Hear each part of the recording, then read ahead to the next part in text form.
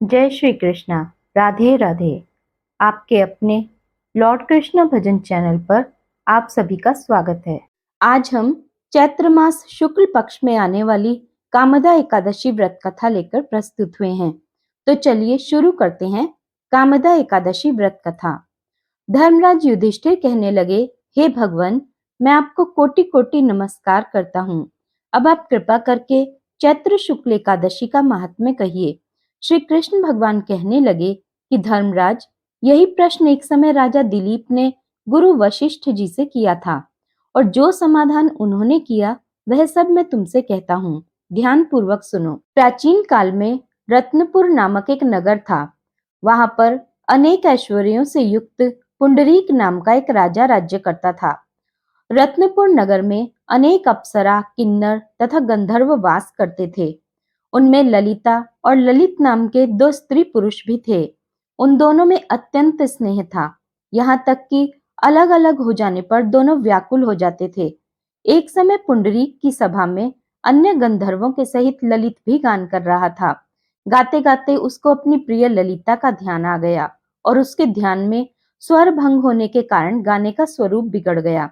ललित के मन का भाव जानकर करकोट नामक नाग ने पदभंग होने का कारण राजा से कह दिया। तब पुंडरीक ने क्रोध पूर्वक कहा कि तू मेरे सामने गाता हुआ अपनी स्त्री का स्मरण कर रहा है, अतः तू कच्चा मांस और मनुष्यों को खाने वाला राक्षस बनकर अपने किए कर्म का फल भोग। पुंडरीक के शाप से ललित उसी क्षण महाकाय विकराल राक्षस हो गया। उसका मुख अत्यंत भयंकर, नेत्र सूर्य चंद्रमा की तरह प्रदीप्त हो गए तथा मुख से अग्नि निकलने लगी।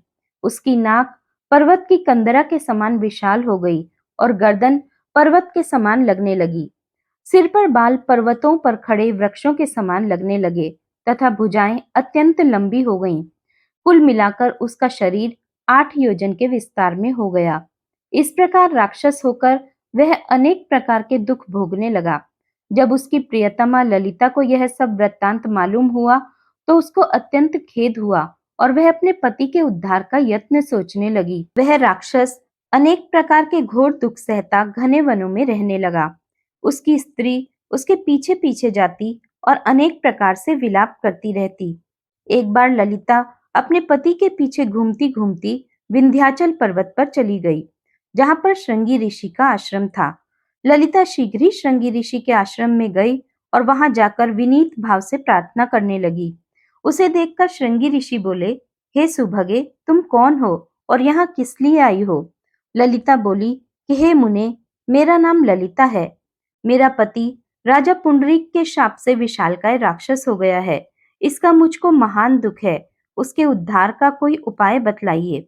श्रृंगी ऋषि बोले, हे गंधर्व कन्या, अब चैत्र शुक्ल एकादशी आने वाली है, जिसका नाम कामदा एकादशी है।